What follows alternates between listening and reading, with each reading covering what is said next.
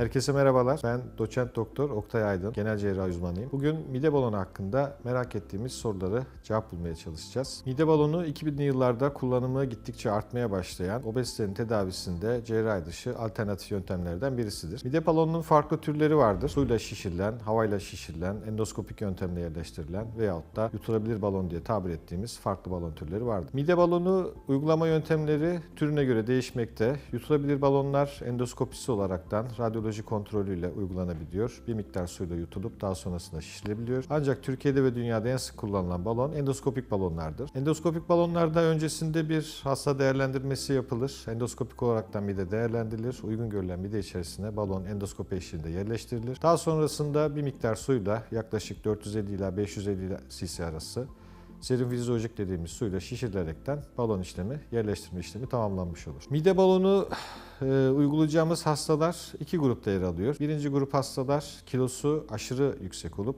ancak ameliyatın riskli olduğu bir takım sebeplerle cerrahi operasyon uygulanamayacak hastalar. Bu hastalardaki süper obez diye bahsettiğimiz hastaların bir miktar kilo verimini sağlayıp sağlıklarını korumaya yönelik bir girişim olarak yapılabilir. Veyahut da cerrahiden korkan hastalara. İkinci grup, en çok fayda gördüğümüz, asıl uyguladığımız grupsa vücut kitle endeksi 25'in üzerinde olup 25 ile 35 arasında olan hastalardır. Balon işleminden de en büyük faydayı gören hastaların bu hastalar olduğunu gördüm. Mide balonu tabii ki bir ameliyat gibi çok yüksek kilo verimini iddialı bir şekilde ortaya koyan bir yöntem değil. Ancak mide balonu uygulamalarında vücut ağırlığına göre hesapladığımızda vücut ağırlığının %15'ini mide balonuyla verebilirsiniz. Ancak disiplinli bir insansanız, diyet uygulamaları konusunda disiplinli birisiniz, balonu bir yaşam değişikliği olarak, yaşam değişikliğinin başlangıcı olarak görüyorsanız %15'in üzerine çıkıp %20 kilolara kadar ulaşabilirsiniz. Yani 100 kilo bir insan balon uygulaması yaptırdığı zaman 15 kilo rahatlıkla verebilir, 20 kilonun üzerine de çıkabilir. Ancak diyet uyumsuz bir kişi ise balona tolere edemiyorsa bu kilo verim oranı daha da düşebiliyor. Mide balonu uygulamalarında en büyük sorun aslında ilk 3 gün yaşanır. Mide balonu mekanizma olaraktan mideye yerleştirdiğimizde bir hacim kaplıyor. Mide bunu bir gıda olarak algılıyor. Özellikle ilk 3 günlük süre içerisinde bu balonu sindirmeye çalışıyor. Öncelikle kramp gelişiyor.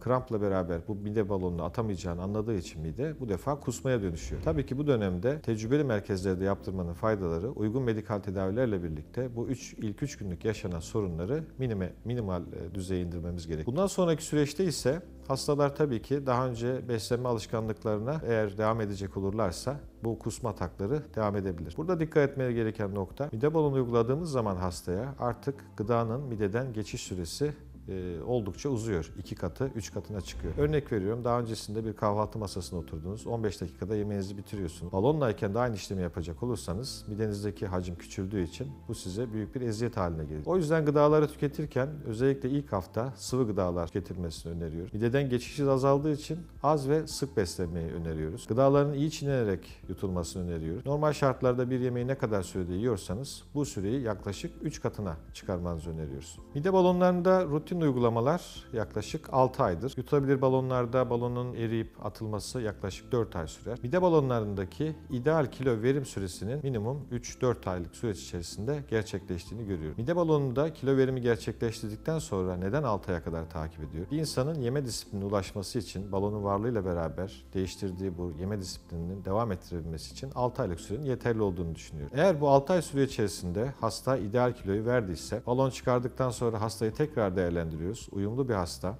Midede baktık başka problemler yok. Balonla ilgili bir komplikasyon oluşmadı. Bu sürece uyumlu bir hasta ikinci balon uygulanabilir. Ancak genel olarak tercihimiz tek balonla bu süreci tamamlamak. Mide balonu takıldıktan sonra önemli zaman ilk bir hafta ve ilk 3 gün. Bu ilk bir haftalık süreçte her şeyi tüketemiyoruz. Özellikle ilk 3 gün berrak gıda dediğimiz sadece sıvı, partikülsüz şeylerle bak. Birinci hafta sıvı ağırlıklı gıdayla devam ettikten sonra ikinci hafta daha yumuşak gıdalara geçiyoruz. Üçüncü haftadan sonra tabii ki daha önce beslenmiş olduğu katı gıdaları da tüketmeye başlayabilir. Ancak hasta balon takılmadan önceki beslenme alışkanlıklarına devam edemez. Devam edecek olursa balonun varlığıyla beraber ciddi rahatsızlıklar yaşayabilir. Burada temel dikkat edilmesi gereken şeyler yeme süresinin mutlaka uzatılması, iyi çiğneyerek yenilmesi ve faydalı gıdaların yenilmesi. Midenin yaklaşık 1500 cc'lik bir hacmi var. Taktığımız balonla beraber bunun 500 cc'lik hacmini balon kaplamış. Yiyeceğimiz gıdalar balon üzerinde birikme etkisi yapıyor. O yüzden yeme miktarımızı öğün gram olarak azaltmamız gerekiyor. Ve bu azalttığımız gram içerisinde de proteinli gıdalara ağırlık vermemiz gerekiyor. Daha çok faydalı gıda tüketmemiz gerekiyor.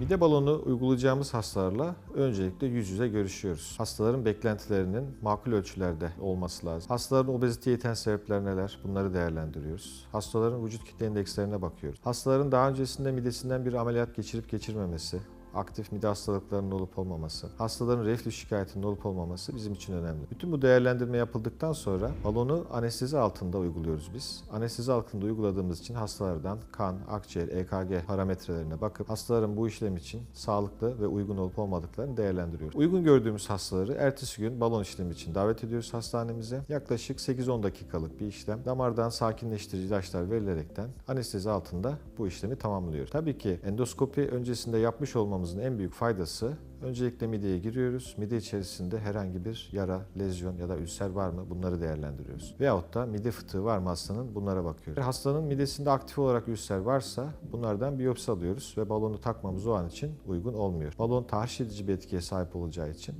midenin sağlıklı olması gerekiyor. Hastaların sıkça sormuş olduğu bir soru, balon patlar mı? Teknik olarak böyle bir ihtimal var. Ancak bu ihtimal milyonda 2. Balonu şişirirken biz içerisine bir sıvı koyuyoruz. Bu sıvı steril, serum fizyolojik dediğimiz hastanede serum olarak size uygulanan sıvıdır. Bu sıvının içerisine de metilen mavisi dediğimiz o sıvıyı maviye boyayan bir boya ekliyoruz. Bu boyanın faydası bize balon patladığı zaman sindirim sistemiyle beraber emildiği için idrar rengimiz yeşile dönmeye başlıyor. Büyük abdestteki rengimiz lacivert bir renk alıyor. Burada anlıyoruz ki balon patlamış. Tabii dediğim gibi bu milyonda 2. Çok düşük bir ihtimal. Böyle bir durum olduğu zaman 24 saat içerisinde hastaya yine endoskopik bir işlem yaparaktan balonu çıkarıyoruz. Öncelikle 18 yaş altına balon uygulaması yapmıyoruz. Eğer ki midesinden cerrahi bir operasyon geçirmiş bir hastaysa balon uygulaması yapmıyoruz. Hastanın aktif ülseri var. Bu hastalara da balon uygulaması yapmıyor. Hastada geniş hiyatal herni dediğimiz mide fıtıkları varsa bu hastalara da balon uygulaması yapmıyor. Bir de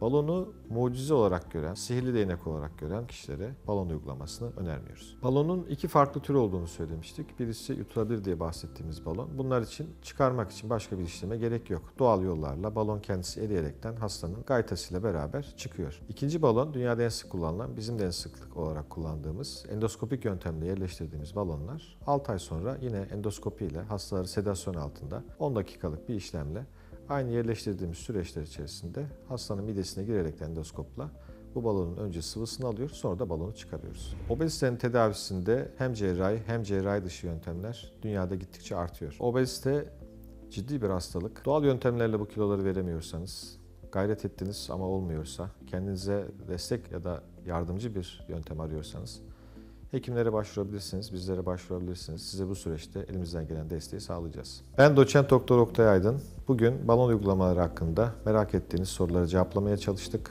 Hepinize sağlıklı günler dilerim.